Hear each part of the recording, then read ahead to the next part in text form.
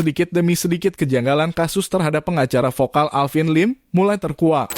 Alvin Lim yang dilaporkan oleh 185 laporan polisi kejaksaan oleh para jaksa yang merasa dirinya dicemarkan dalam video Alvin Lim dengan judul Oknum Kejaksaan Agung Sarang Mafia, mengajukan pra-peradilan terhadap penetapan dirinya sebagai tersangka di PN Jakarta Selatan. Dalam persidangan yang dipimpin oleh Hakim Tunggal di PN Jakarta Selatan, terbongkar fakta-fakta mengejutkan. Selain proses hukum yang dilaksanakan superkilat, ternyata banyak kejanggalan yang dipandang oleh ahli pidana yang dihadirkan sebagai sesuatu aneh dan tidak logis.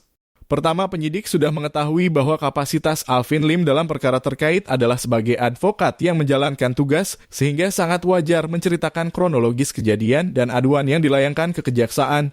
Dalam hal ini berlaku asas lex specialis derogates lex generalis di mana adanya UU advokat mengenai kekebalan atau imunitas advokat yang sedang menjalankan tugas wajib diberlakukan mendahului hukum pidana.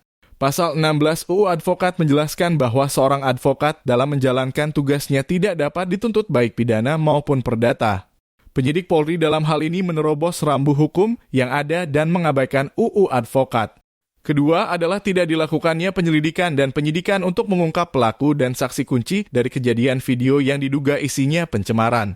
Dalam video tersebut, jelas bahwa Alvin Lim hanya menceritakan kejadian yang dialami oleh kliennya Fiorucci yang memberikan kuasa kepadanya untuk kepengurusan mobil dan kliennya merasa diperas puluhan juta oleh pihak leasing bernama Hadi yang mengaku dimintai uang oleh oknum jaksa bernama Sru Astuti.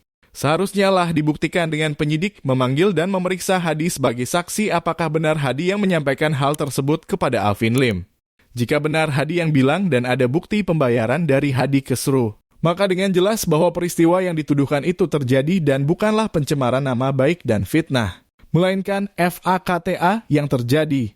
Namun sangat janggal dalam pemeriksaan pra-peradilan Alvin Lim langsung dijadikan tersangka tanpa terlebih dahulu membuktikan apakah kejadian yang dituduhkan tersebut benar atau tidak.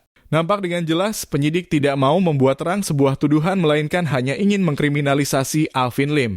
Ucap Kadif Humas LQ Indonesia Law Firm Advokat Bambang Hartono, SH.MH. Ketiga, yang paling janggal adalah dilakukannya berita acara pemeriksaan BAP terhadap saksi pelapor jaksa Sru Astuti pada tanggal 26 Juni 2022. Sebelum dibuat laporan polisi pada tanggal 19 September 2022.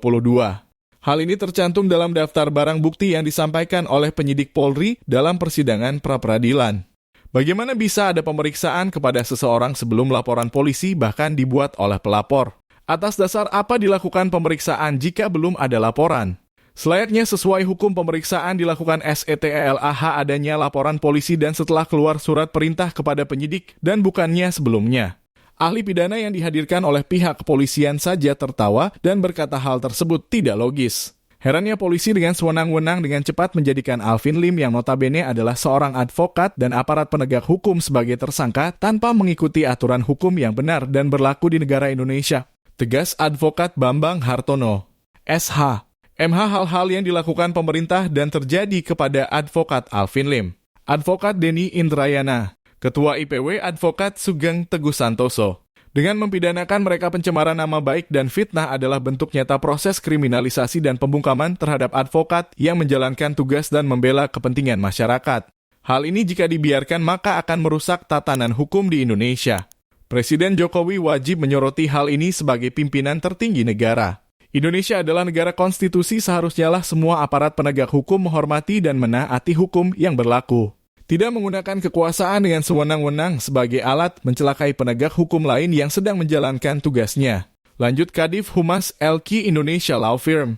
Alvin Lim adalah sosok yang cinta negara dan pemerintah. Dia melontarkan kritik keras karena dia peduli dan ingin Indonesia maju dan berubah menjadi lebih baik. Sebaiknya jaksa yang anti kritik dicopot saja dari jabatannya. Seperti orang tua memarahi anaknya karena dia cinta sama anaknya agar anaknya bisa lebih baik. Justru orang seperti Alvin Lim diperlukan negara untuk menjadi penyeimbang dan cermin agar negara bisa lebih baik dalam penegakan hukum. Buktinya apa yang Alvin Lim katakan terbukti, contohnya Indosuria, Henry Surya sempat lepas di kepolisian dan pengadilan karena ulah oknum aparat penegak hukum. Tutup Advokat Bambang Hartono, SH.MH.